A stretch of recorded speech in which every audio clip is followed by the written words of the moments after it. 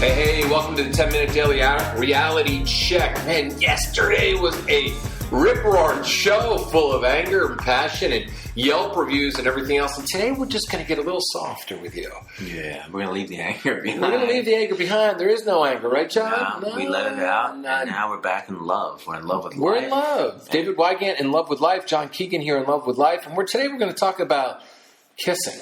And I'm going to confess something. All right. Okay? Kiss.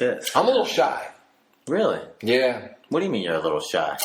You know, I'm not shy at all when I meet somebody, right? Yeah, that's for sure. You know, I can talk deep and talk about sex and everything else. Yeah, right. You talk about anything. But do you know when I get shy? The end of the date.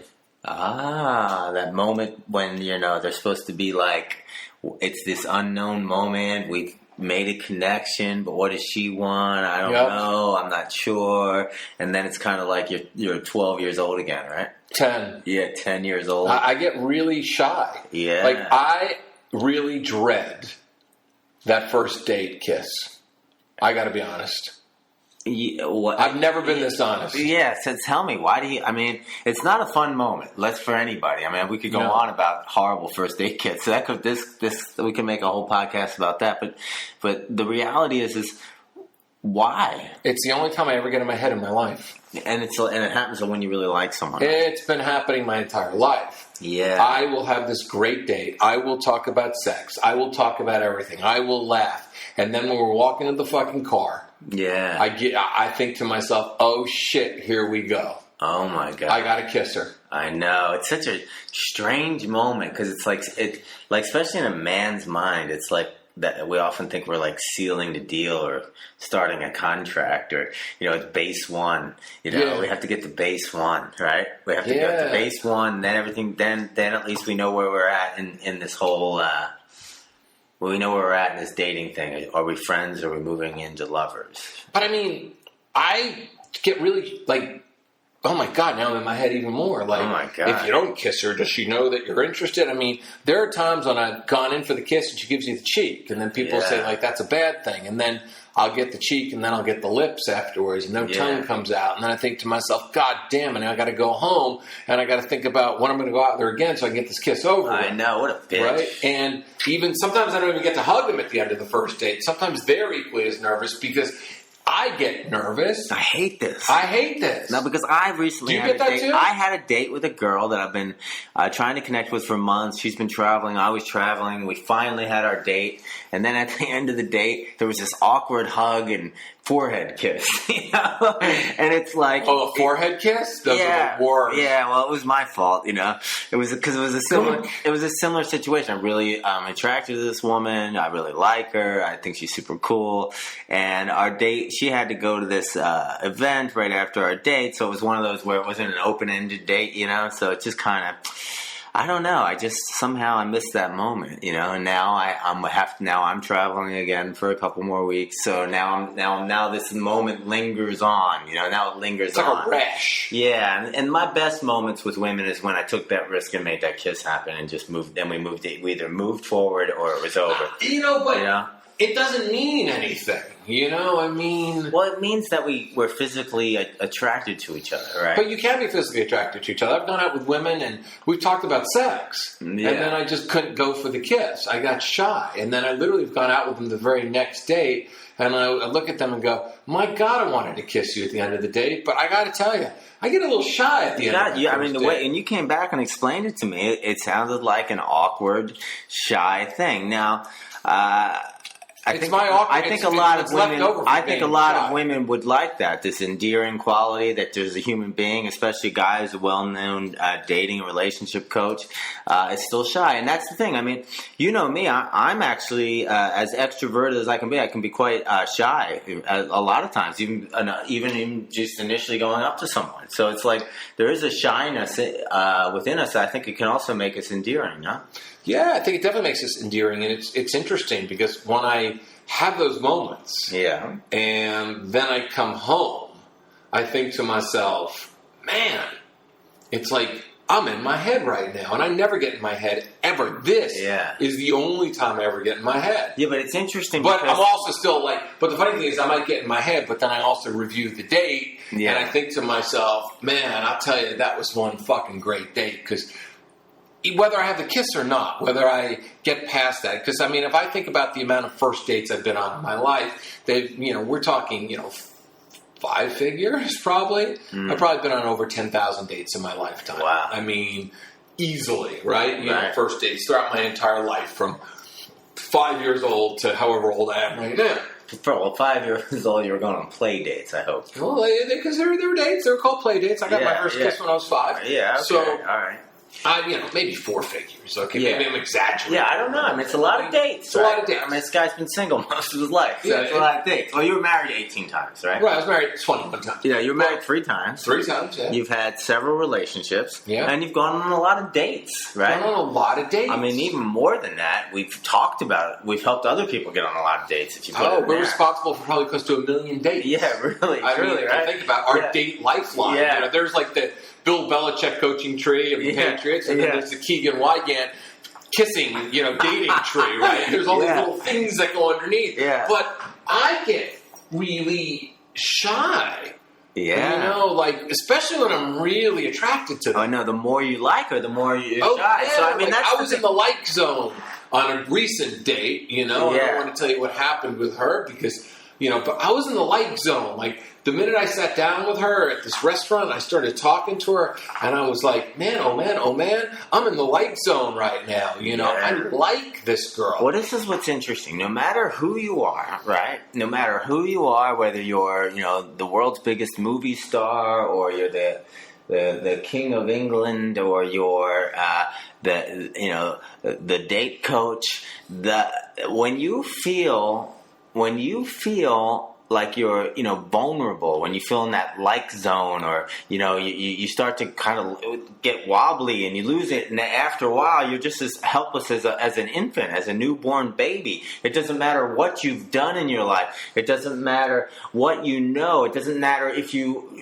could tell everyone else what to do. In that moment, you're as lost as the next guy. And that's kind of what happens in those shy moments when you really like someone. You just become vulnerable.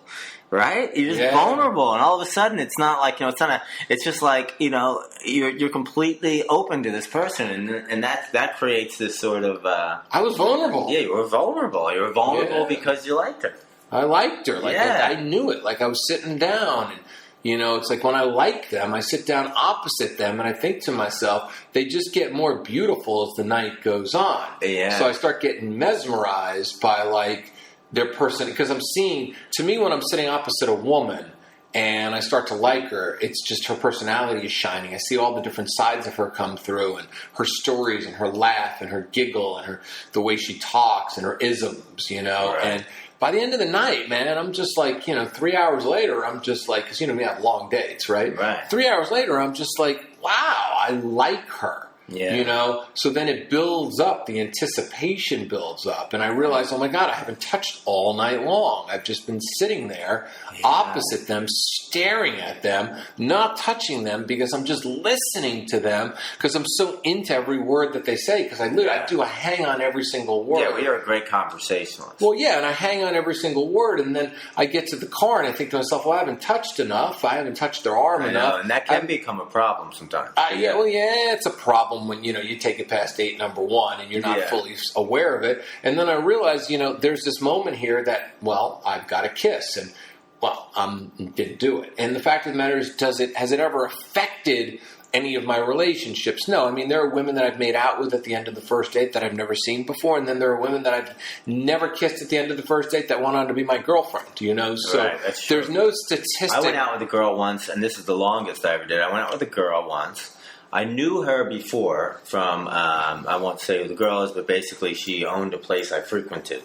And then we ended up dating, but we hung out 5 times before I finally had the first kiss. Can you imagine? No, wait, you? 5 times. And then Mr. Touchy-Feely? Yeah, Mr. Touchy-Feely. I finally had to just pull her and grab her, and I hugged her, and then she's like, what's going on?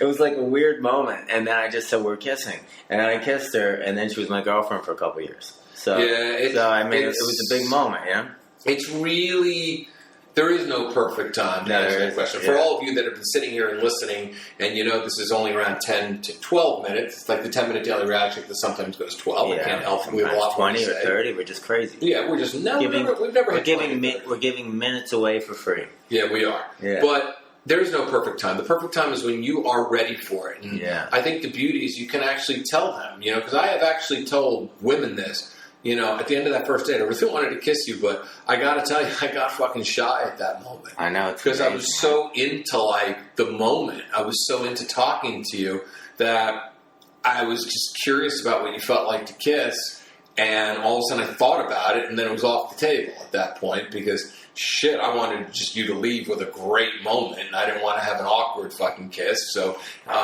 kiss me, come here.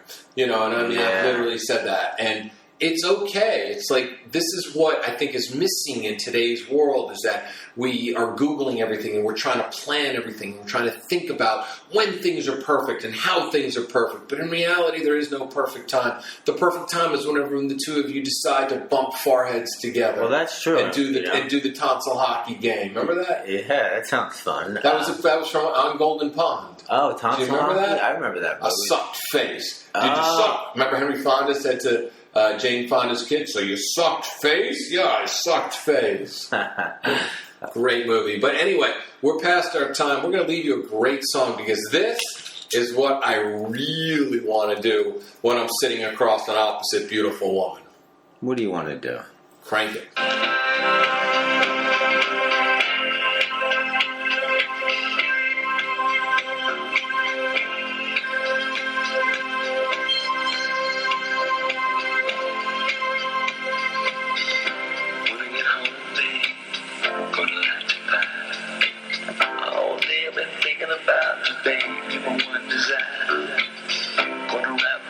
Around you and hold you close to me.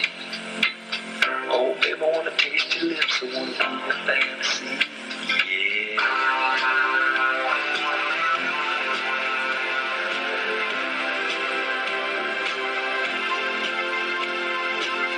I don't know what I'd do without you, baby. Don't know where I'd be. You're not just another lover, no, you're everything to me. Every time I'm with you, baby, I can't believe it's true. When you lay in my arms, you do the things you do. You can see it in my eyes, I can feel it in your touch. You don't have to say a thing, just let me show how much I love you. Need you, yeah. I wanna kiss you all over.